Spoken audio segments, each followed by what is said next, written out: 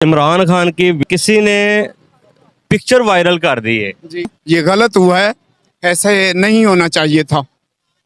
इमरान खान क्या कोई ऐसा और भी इसकी जगह पे होता तो उसकी भी वायरल होनी चाहिए थी। ਉਹਦੇ ਤੇ ਐਕਸ਼ਨ ਲੈਣਾ ਹੀ ਪੈਣਾ ਇਹ ਜੱਜਾਂ ਦਾ ਕੰਮ ਹੈ ਕਿ ਉਹਦੇ ਤੇ ਐਕਸ਼ਨ ਲੈਣ ਤੇ ਉਹਨੂੰ ਅੰਦਰ ਕਰਨ ਜਿਹਨੇ क्यों ਜਿਹਨੇ ਪਿਕਚਰ ਵਾਇਰਲ ਕੀਤੀ ਹੈ।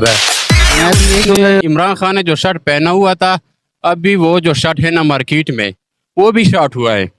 इतना जो है ना ये वायरल हो गया और ये जो है ना ये अहम हो गया। जो इमरान खान जो है ना जो भी चीज़ पहनता है वो जो है ना ये इम्पोर्टेड हो जाता है, इम्पोर्ट हो जाता है।